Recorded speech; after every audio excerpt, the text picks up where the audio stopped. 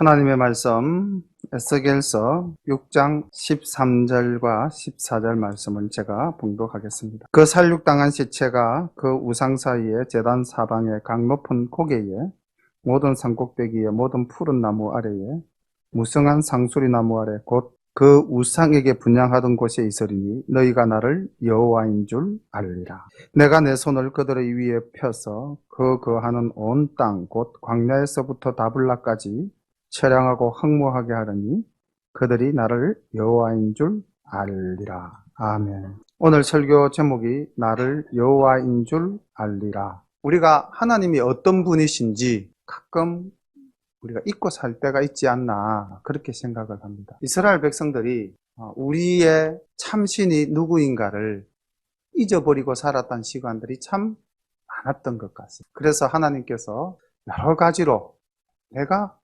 너희의 구원자, 내가 너희의 보호자, 내가 너희의 인도자, 여호와 하나님이다. 선지자들을 통해서 말씀을 보내셔도 그들이 깨닫지 못하고 하나님을 떠나 살 때 하나님께서는 이제 그 인내하신 끝에 이제 심판하시는 모습들이 이 구약 예언서에 이제 많이 등장을 하게 됩니다. 에스겔서도 이제 그 대표적인 심판의 하나님이 나타나시는 말씀인데, 사실 오늘 읽은 이 13절과 14절이 참 얼마나 무시무시하고 끔찍한 본문입니까? 그럼에도 불구하고 이런 심판을 당하기까지 이스라엘 백성들이 하나님을 온전히 알지 못했다. 나를 여호와인 줄 알리라. 이 오늘 에스겔서에서 나온 이 말씀이 이 에스겔서 말고도 어디에선가 이 말씀이 참 소중하게 사용되어졌다. 하나님께서 그렇게 자기를 드러내셨다. 혹시 기억나시는 곳이 있습니까? 심판의 하나님께서 심판을 통해서 내가 하나님인 줄 너희들이 깨닫게 하겠다. 하나님께서 그렇게 이야기하신 곳이 너무나 잘 아시는 출애굽기에서 바로에게 10가지 재앙을 내리면서 그때마다 하나님이 그들이 나를 여호와인 줄 알리라. 또 그들이 나를 여호와인 줄 알게 하리라. 이렇게 이제 자기 표현을 분명하게 하신 부분들이 있습니다.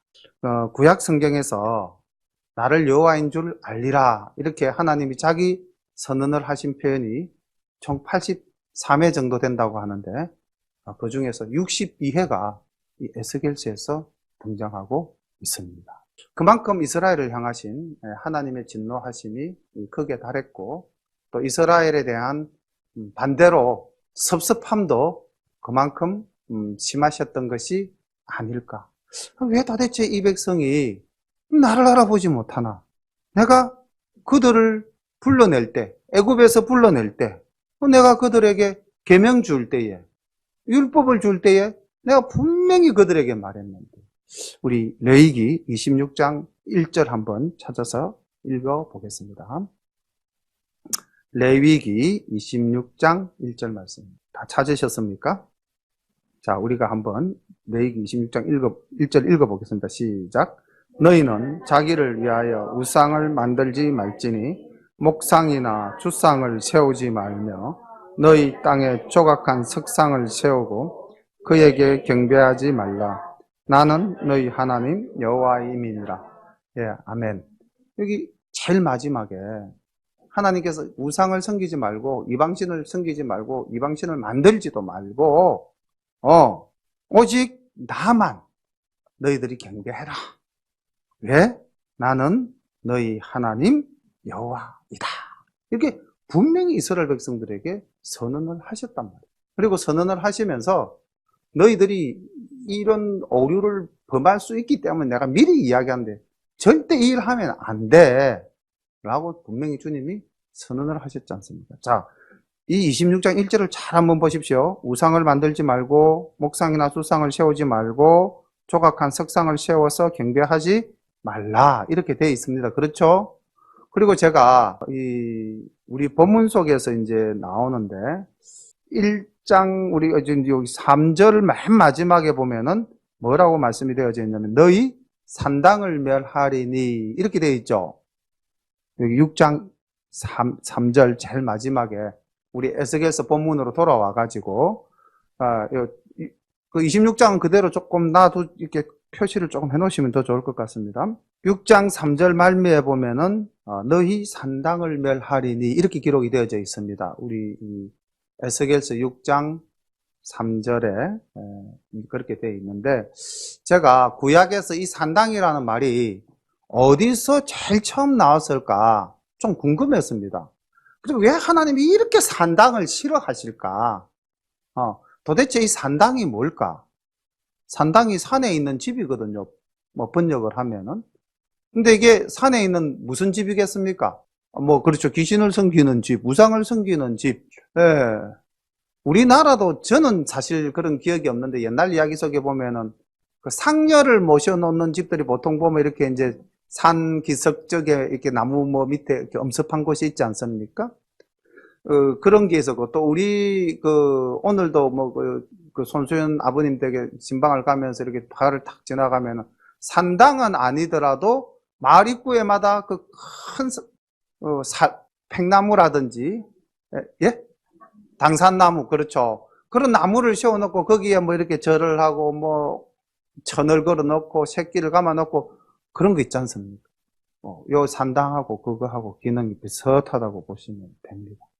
이스라엘 백성들도 그 상수리 나무 아래에서 그런 우상을 많이 섬겼다고 그러거든요. 그래서 이 산당, 하나님, 그게 쉽게 말하면 산당은 우상을 섬기는 곳이지 않습니까? 하나님 나를 섬기라 했는데 내 백성이 우상을 섬기려고 하니까 산당을 싫어하실 수밖에 없죠. 그래서 하나님은 정말 산당을 싫어하셨던 것 같아요. 근데 그 싫어하시는 표현을 언제 어디서 처음 하셨을까? 찾아봤습니다. 그게 바로 레위기 26장에 나오더라고요. 레위기 26장 30절 이제 내려가 보니까 아까 이제 우리 1절에서 목상을 만들지 말고 우상을 섬기지 말라. 나는 너희 여호와이다.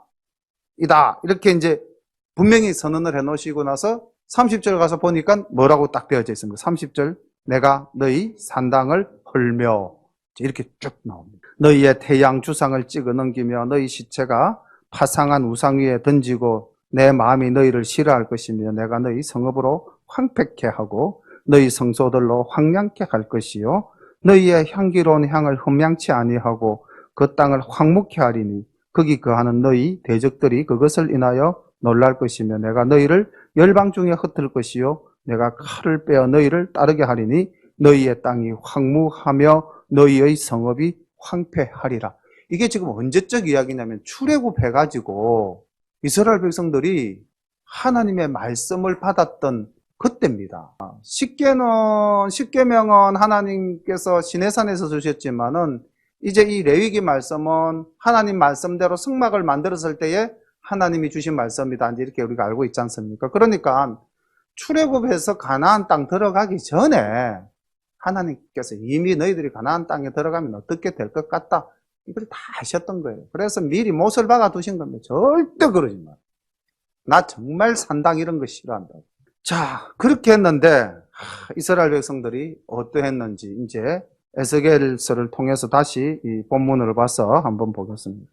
여호와의 말씀이 내게 임하여 가라사대 인자야 너는 이스라엘 산을 향하여 그들에게 예언하여 이르기를 산들아 주 여호와의 말씀을 들으라. 왜 이 산을 향하여 예언하라고 하셨나 좀 궁금했습니다. 이게 도대체 어떤 의미일까? 그래서 이 산이 다른 상징적인 의미를 가지고 있나? 이런 생각도 한번 해봤습니다. 그런데 이제 말씀을 쭉 읽어보니까 이 산의 의미가 좀 더 구체적이고 분명해지더라고요. 3절 중반부 주 여호와께서 산과 작은 산과 시내와 골짜기를 대하여 말씀하시기를 나 곧 내가 칼로 너희에게 임하게 하여 너희 산당을 멸하리니. 그러니까 작은 산, 큰 산, 모든 산에는 뭐가 있었다? 산당이 있었다는 겁니다. 산당이 있었다는 것은 거기서 이스라엘 백성들이 어떠했다? 우상을 섬겼다는 것이죠. 너희 제단이 황무하고 태양상이 회파될 것이며 내가 또 너희 중에 살육을 당하여 너희 우상 앞에 엎드러지게 할 것이라. 이스라엘 자손의 시체를 그 우상 앞에 두며 너희 해골을 너희 제단 사방에 흩으리라. 내가 너희 거하는 모든 성읍으로 사막이 되며 산당으로 황무하게 하리니 이는 너희 제단이 깨어지고 황폐하며 너희 우상들이 깨어져 없어지며 너희 태양상들이 찍히며 너희 만든 것이 다 패하며 또 너희 중에서 살육을 당하여 엎드러지게 하여 너희로 나를 여호와인 줄 알게 하려 함이니라. 자, 조금 전에 우리가 살펴봤던 레위기 26장 1절 말씀과 그 이후 30절부터 33절까지의 말씀이랑 지금 이 6장 1절에서부터 7절까지 말씀은 너무나 판박이처럼 닮았지 않습니까? 나를 여호와인 줄 알게 하리라. 이렇게 지금 말씀하셨는데 너희가 나를 여호와인 줄 알리라. 나는 너희 하나님 여호와임이니라. 이렇게 선언하셨잖아요. 선언하시고 너희들이 우상을 섬기지 마라. 그리고 만약에 너희들이 거기 가서 산당을 짓고 우상을 섬기면 내가 이렇게 너희들을 심판하시겠다. 레위기 26장 30절부터 말씀하셨는데 그 말씀 그대로 지금 거의 싱크로율 90% 이상 맞춰서 이렇게 지금 에스겔서에서 이야기가 되어지고 있지 않습니까? 하나님은 말씀하신 것을 반드시 이루시는 분이시죠.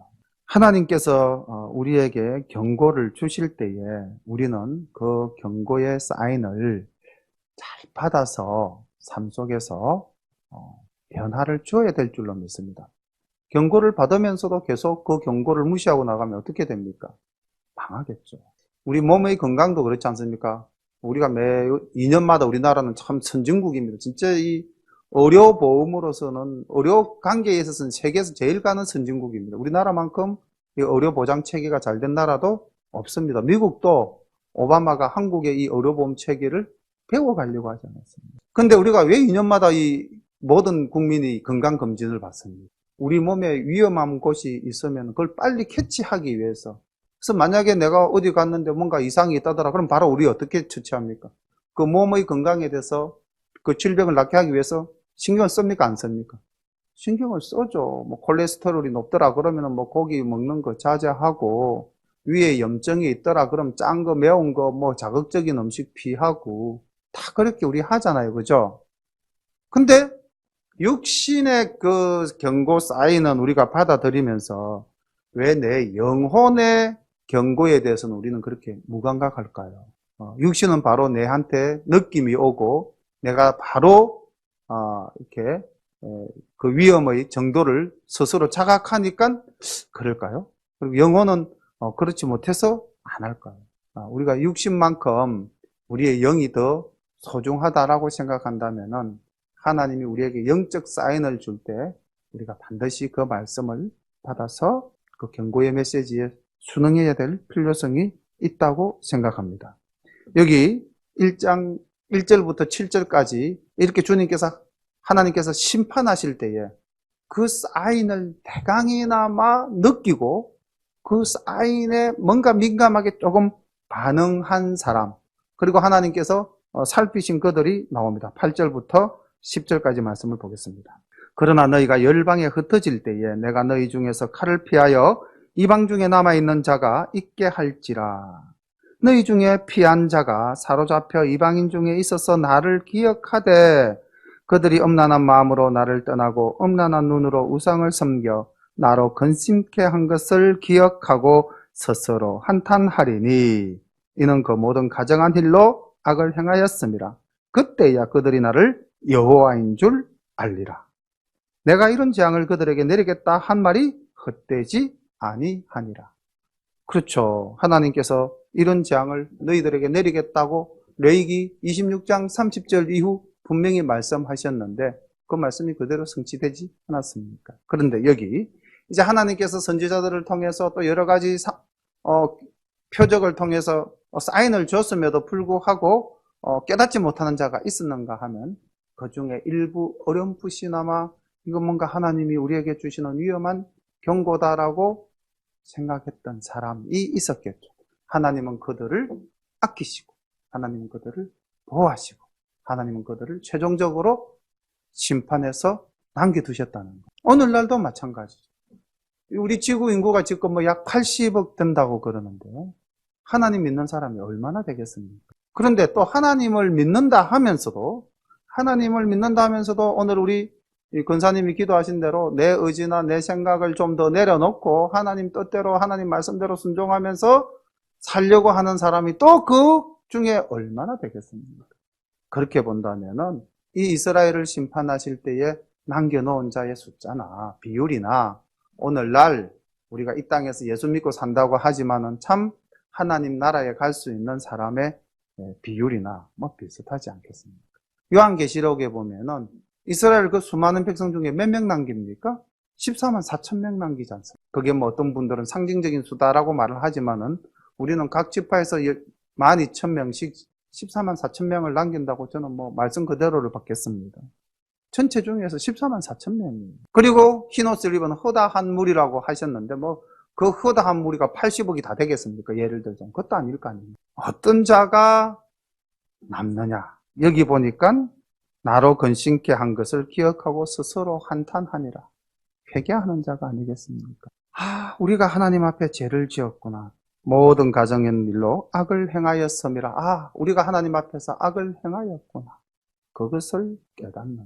저는 이 8절부터 10절까지를 정리하면서 이렇게 한번 내 자신에게 질문을 던져봤습니다.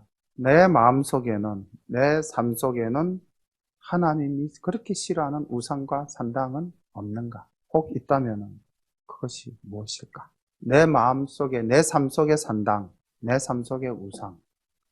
우리가 흔히 우상을 정의할 때 하나님보다 더 사랑하는 것, 이렇게 이제 이야기하기도 하잖아요. 오늘 신방 가면서 오늘 계속 자꾸 신방 이야기를 많이 하게 되는데, 성경자 집사님 이제 이게 언니, 오빠 이런 가족 이야기 나오다가 이제 이 시대의 젊은 세대들에 대한 이야기가 나와서 우리 부모님들 세대에서는 우리 이렇게 안경희 사모님이나 박경자 권사님 부모님들 세대에서는 정말 힘들게 사셨잖아요.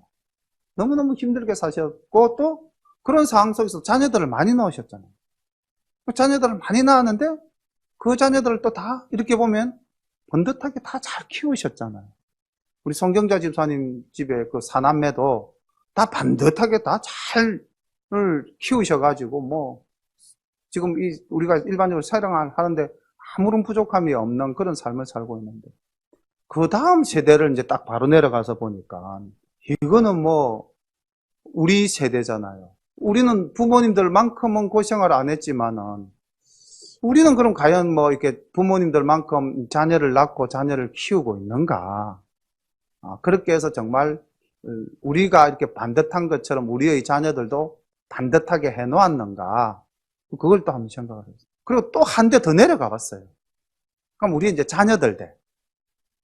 우리 집에 상재나 우리 수연이나 여기 우리 준이 준하나 이제 이 세대의 젊은이들은 또 어떤가?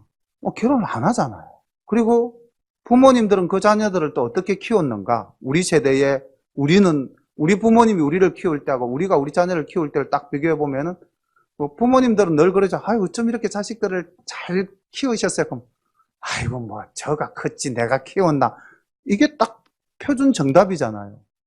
근데 우리는 어떻게 키웠습니까? 아이고 저가 컸지 제가 키웠습니까? 이 말 못 하잖아요. 그죠?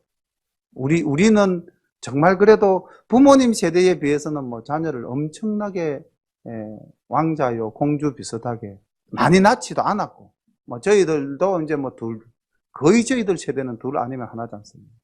그리고 둘 아니면 하나 낳아가지고 그 아이들을 공주와 왕자처럼 귀하게 그렇게 키우지 않습니까? 그런데 이제 한 대 더 내려가 보니까 우리 밑에 세대 애들은 결혼도 잘 안 하려고 그러고 결혼을 해도 애도 잘 안 낳으려고 그러고 이게 갈수록 우리 부모님들 세대보다는 우리가 윤택하고 우리 세대보다는 우리 자녀들의 세대가 윤택한데 물질적으로는 훨씬 더 풍부한데 살아가는 삶의 모습을 보면은 점점 악한 모습으로 가잖아요. 하나님 말씀을 정면으로 거역하잖아요. 생육하고 번성하여 땅에 충만하라 했는데 이건 생육 번성 안 하려고 그러잖아요.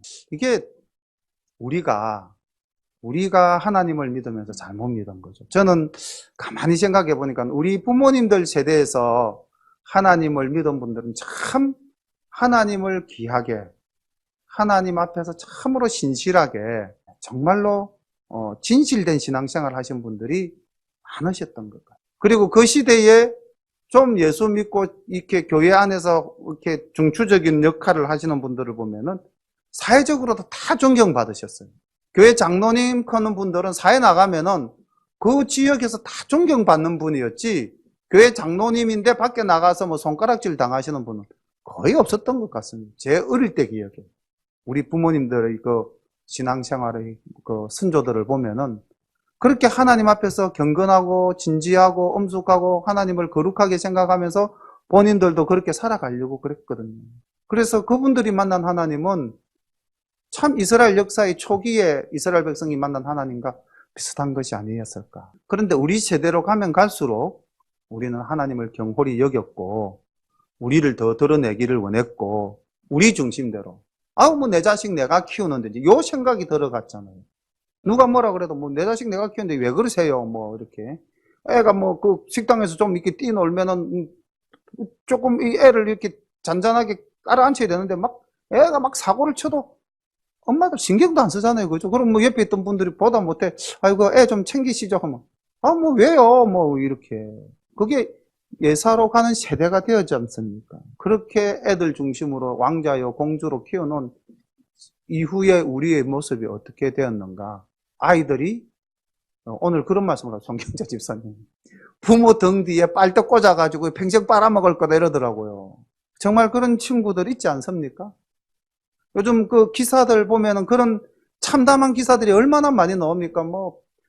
어느 날 갑자기 아들이 뭐 아버지한테 나타나가지고 용돈 안 준다고 막 말도 못하는 정말로 말로서 표현할 수 없는 사건들이 얼마나 많이 일어나고 있습니다. 왜 그렇게 되었을까요? 우리가 가져야 될 것들은 갖지 못하고 갖지 말아야 될 것들을 가졌기 때문에 귀하게 여겨야 할 것을 귀하게 생각하지 못하고 그냥 괜찮다고 봐도 될 것을 더 귀하게 여깁니다. 오늘 이스라엘 백성들이 정말로 하나님을 잘 섬겨야 되는데 하나님께서 그렇게 싫어하는 산당을 만들고 거기에 우상을 섬겼으니 하나님이 진노하실 수밖에 없지 않겠어요. 오늘날 우리가 당하는 많은 고통들이 있다면은 분명히 그것도 이유가 있을 겁니다. 우리가 하나님을 제대로 섬기지 못하는 까닭, 하나님의 뜻을 바르게 깨우치지 못한 까닭. 내 개인적인 것도 그렇지만 전체적인 시대적 조류도 그렇게 가는 것 같아요. 그럴수록 우리는 좀 더 깨어 있어야 되지 않겠는가. 오늘 이 에스겔서 말씀 8절에서부터 10절까지 희미하게라도 뭐 이들이 열렬히 막 하나님을 찾고 그렇게 했겠습니까? 그 멸망당하는 세대 중에서 그래도 하나님을 마음에 새기고 찾았던 자, 자기들의 삶에 대해서 돌아보고 회개할 수 있었던 자, 그들을 하나님께서 남기셨고 그들을 통해서 하나님은 구원의 역사를 또 이루어 나가시는 거죠. 11절부터 또 14절까지는 다시 1절부터의 모습으로 되돌아갑니다. 보겠습니다. 주 여호와께서 가라사대 너는 손뼉을 치고 발을 구르며 말할지어다. 오호라 이스라엘 족속 이 모든 가정한 악을 행함으로 필경 칼과 기근과 온역에 망하되 먼데 있는 자는 온역에 죽고 가까운 데 있는 자는 칼에 엎드러지고 남아있어 에워싸인 자는 기근에 죽으리라. 이같이 내 진노를 그들에게 이룬적 그 살육당한 시체가 그 우상 사이에 제단 사방에 각 높은 고개 위에 모든 산꼭대기에 모든 푸른 나무 아래에 무성한 상수리 나무 아래 곧 그 우상에게 분향하던 곳에 있으리니 너희가 나를 여호와인 줄 알리라. 내가 내 손을 그들의 위에 펴서 그 거하는 온 땅 곧 광야에서부터 디블라까지 처량하고 황무하게 하리니 그들이 나를 여호와인 줄 알리라. 우리 6장에서만 해도 그들이 나를 여호와인 줄 알리라가 4번 반복되고 있습니다. 그리고 13절, 14절에서는 연속하여 그들이 나를 여호와인 줄 알리라. 너희가 나를 여호와인 줄 알리라. 하나님께서는 이스라엘 백성들을 철저히 심판해요. 왜요? 그들이 하나님을 여호와인 줄 잊었기 때문에, 몰랐기 때문에. 아니 하나님께서 깨우쳐 주심에도 알고자 하지 않았기 때문에. 오늘 우리는 우리 하나님께서 여호와이신 줄로 믿으십니까? 그리고 그 하나님이 바라시고 원하시는 그 삶의 모습을 우리가 살고자 다짐하십니까? 우리가 아멘으로 고백하고 삶 속에서 이를 위해서 애를 써야 됩니다. 저는 특히 좀 이렇게 이제 거의 우리 교인 성도님들은 다 아시죠? 공개적으로. 우리 목사님은 잘 잊어버리는 사람이야, 이렇게. 정말로 우리는 망각의 동물인 것 같아요. 참 잘 잊어버리는 것 같아요. 듣는 순간에는 기억한 것 같은데 돌아서면 또 잊어버려요. 나중에서야 아차차차차. 그런데 적어도 우리가 믿음에 있어서만큼은 이런 실수가 반복되지 않아야 되지 않겠는가. 그래서 우리가 새벽에 나와서 말씀 듣고 기도하는 것도 오늘 하루를 이 말씀대로 살기를 다짐합니다. 또 한 번 결의하고 저녁에 잠자면서 또 기도할 때 하나님 과연 오늘 제가 하나님 뜻대로 살았는지요, 자기를 돌아보고 이런 반복되어지는 삶을 통해서 반복해야만 잊어버리지 않으니까 하나님은 왜 우리를 남기셨을까요? 왜 우리를 택하셨을까요? 왜 우리를 하나님의 자녀 삼아서 마지막 날 구원하게 하시려고 하실까요? 저는 지난 주 설교도 이 말씀을 인용을 했던데 다시 한 번 더 이 말씀을 인용하면서 함께 봉독하고 우리의 신분과 우리의 사명을 한 번 더 자각을 했으면 좋겠습니다. 베드로전서 2장 9절 말씀입니다. 베드로전서 2장 9절 말씀. 하나님께서 왜 이스라엘 백성들을 애굽에서 구원해서 가나안 땅에 들어가서 새로운 하나님의 나라 이스라엘을 만들려고 했을까요? 그리고 왜 하나님께서는 친히 이 땅에 오셔 십자가를 지시고 우리를 구원하려고 하셨을까요? 그 주님의 사랑의 이유, 베드로전서 2장 9절 우리 다 함께 봉독해 보겠습니다. 오직 너희는 택하신 족속이요 왕같은 제사장들이요 거룩한 나라요 그의 소유된 백성이니 이는 너희를 어두운 데서 불러내어 그의 기이한 빛을 들어가게 하신 자의 아름다운 덕을 선전하게 하려 하심이라. 아멘. 몇 번을 읽어봐도 참 귀하고 고마운 말씀 아닙니까? 너무너무 감사한 말씀이고 우리를, 이 보잘것없는 우리를 택하신 족속, 왕같은 제사장, 거룩한 나라, 하나님의 소유된 백성. 이게 우리의 신분입니다. 왜냐? 하나님의 소유입니다. 내가 내 것이 아니고 나는 하나님의 것이죠. 그죠? 우리는 하나님을 아버지라고도 부르기도 하고요. 우리는 하나님을 주라고도 부르기도 합니다. 주, Lord, 주님, 주인님이죠. 주인님. 그럼 나는 뭡니까? 주인님이라고 불렀으니까 종이죠. 종이 자기를 주인 앞에서 주장할 수 있습니까? 종은 어떻게 살아야 되는 게 종이죠? 주인의 뜻대로 사는 것이 종입니다. 우리는 그런 존재라는 거죠. 그런데 종으로 삼지 않으시고 어떻게 삼으셨다? 택하신 족속, 왕같은 제사장, 거룩한 나라, 그의 소유된 백성, 또 나아가서는 하나님의 자녀 삼아주셨다. 이렇게 하신 이유가 뭡니까? 어두운 데서 불러내 이 죄악으로 가득한 곳에서 우리들을 건져내셨다는 것. 이게 교회죠. 에클레시아, 하나님의 부르심을 입은 자들의 모임, 교회인 것. 우리를 불러내어서 하나님 나라의 그 오묘한 빛에 들어가게 하신, 우리를 구원하신 그 하나님의 아름다운 덕을 못하게 하려 합니다? 선전, 널리 전하라. 널리 전하라. 선전하게 하려 함이니라. 우리 삶의 목적이 여기에 있다고 분명히 베드로 사도가 말씀해 주시고, 구약에서도 보면은 늘 또 우리 잘 아시는 말씀 아닙니까? 출애굽기 19장 5절에서 이스라엘을 제사장 나라로 삼은 이유가 뭐라고 그랬습니까? 이스라엘 백성으로 인하여 다른 많은 나라들이 하나님을 섬기는 백성이 되게 하려는 의도로, 그런 목적으로 하나님께서 이스라엘 백성을 가나안 땅으로 인도하셨다라고 분명히 출애굽기 19장 5절에서 말씀하고 있지 않습니까? 또 창세기 12장에 보면은 하나님께서 왜 그 갈대아 우르 그 우상 섬기는 집안의 그 출신 아브람을 왜 불러내서 뭐라고요?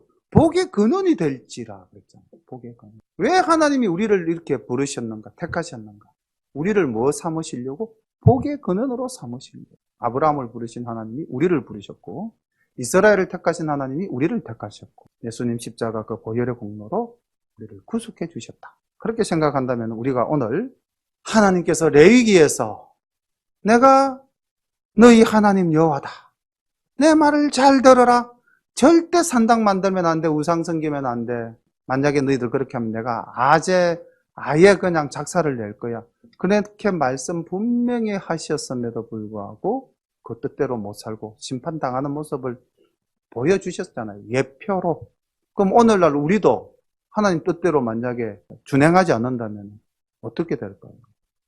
궁극적으로 우리도 심판받겠죠. 그것이 육의 세계에서 일어날 수도 있지만은 영의 세계에서도 일어나지 않습니까? 우리가 보이는 현상 속에서 일어나지 않았다 해서 그 일이 없을 것이다? 그건 안 믿는 사람들의 생각이죠. 그래서 안 믿는 사람들은 이 땅에서 악을 행하고도 잘 먹고 잘 살다가 편안하게 죽습니다.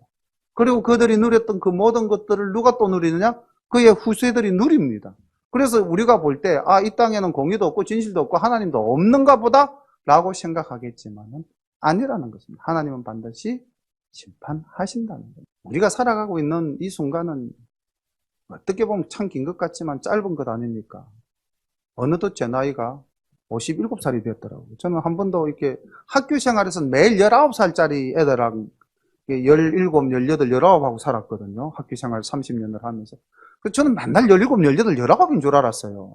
학교에서 맨날 보는 애들이 17, 18, 19 데리고 같이 이야기하고 같이 부대끼고 같이 장난치고 같이 수업하고 그랬으니까. 그래서 누가 나이를 물으면은 19, 30년 차입니다. 뭐 이런 식으로. 19살을 지금 30년째 살고 있습니다.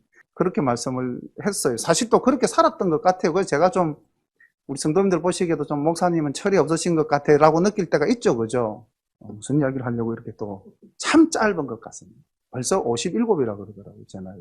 가만히 생각해보면 60 넘어가는 게 3년 남았더라고요. 그래서 이 세상은 참 짧다. 오늘 뭐 어떤 그 내용을 보면서 22살짜리 젊은 청년의 이야기를 내가 보다가 내 나이에서 22살을 생각해 보니까 35을 빼야 되더라고요. 그럼 그 22살 살아온 아이의 2배 이상의 삶을 살았더라고요.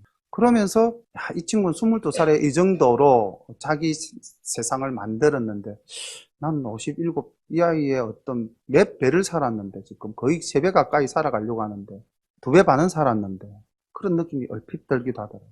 세상에서의 삶은 짧습니다. 긴 것 같아도. 그리고 돌아보면은 뭔가가 늘 이루지 못한 것 같고 허전한 것 같고 그렇지 않습니까? 이 땅에서의 것이 전부가 아니죠. 이 허전하고 이것이 전부라면 우리는 얼마나 의미 없다가 또 의미 없게 살다가 가는 인생이겠습니까? 그런데 참 감사한 것은 이런 부족한 우리를 하나님이 자녀 삼아 주셨다는 것. 그리고 여기 8절에서부터 10절까지 남긴 자로 만드셨다는 것. 이게 얼마나 감사한 일입니까? 그래서 우리는 이런 은혜 받은 존재다. 이렇게 택감 받은 존재다. 그래서 우리의 사명이 있다. 우리는 하나님을 선전해야 된다. 가장 지금 적극적으로 열심히 하시는 분들이 교회학교 선생님이신 줄로 믿습니다. 애 하나 지나가면 그냥 사탕 들고 가서 예수님 이야기하고 교회 이야기하고 우리가 어디 나가서 살더라도 믿는 사람으로서의 빛과 소금 그 역할을 충실히 감당하는 하나님의 영광을 나타내는 우리 열린가족 모두가 되시기를 소망합니다. 여기 이 심판받는 대상들이 아니라 하나님의 택감받은 백성으로서의 온전한 삶이 우리의 삶이 되기를 축원합니다. 오늘 우리 이제 주신 말씀 붙잡고 또 함께 기도드리겠습니다. 기도하시면서 하나님, 나는 우리 하나님을 여호와인 줄 분명히 알고 살아가고 있는지 한번 혹시 내 마음에 산당은 없는지 내 마음에 우상은 없는지 나의 자녀가 하나님보다 더 귀한 자리에 가 있는지 나의 남편이 귀한 자리에 가 있는지 아니면은 내 자아가 하나님보다 더 위에 있는지 내 삶 속에 무엇이 나의 우상이며 나의 산당인가 정말로 우리가 스스로 하나님을 근심케 한 것을 기억하고 스스로 회개하는 이 시간 되시기를 축원합니다. 기도드리겠습니다. 사랑과 은혜가 풍성하신 우리 아버지 하나님 은혜를 감사합니다. 그렇게 이스라엘 백성들을 책망하고 또 하나님 깨우쳐 주시면서도 불구하고 하나님 이스라엘 백성들이 주님이 그렇게 싫어하시는 우상을 섬기며 산당을 세웠던 것 하나님 오늘 우리들의 삶 속에는 그러한 모습이 없는지 하나님 돌아보게 됩니다. 하나님 그렇게 싫어하시던 하나님 중심으로 살아가지 못하고 내 중심으로 살아간 삶이 아닌지 하나님, 우리가 늘 자나 깨나 항상 하나님을 기억하면서 하나님의 자녀라는 그 사실을 기억하면서 하나님 은혜 가운데서 온전히 살아가는 아버지 하나님, 우리 모두가 될 수 있도록 인도하여 주옵소서. 그리하여 하나님의 마음을 기쁘시게 하고 하나님을 흡족해 하는 아버지 우리들의 삶이 될 수 있도록 하나님 아버지, 저희들은 연약하오니 하나님 오직 은혜만 바라며 하나님을 붙잡고 나아갈 때 동행하시고 함께해 주시기를 간절히 바라옵고 원하옵나이다. 오늘 이 시간 우리 함께한 열림의 모든 가족들, 그 마음속에 오직 하나님이 우리의 주인님이 되시며 하나님의 우리의 여호와가 되시고 하나님께서 우리의 구원자 되시는 그 놀라우신 은혜를 각인하고 기억하는 저희들 다 되게 인도하옵소서. 주님께서 늘 함께해 주실 줄로 믿사옵고 간구할 때 예수님의 이름으로 감사하며 기도드리옵나이다.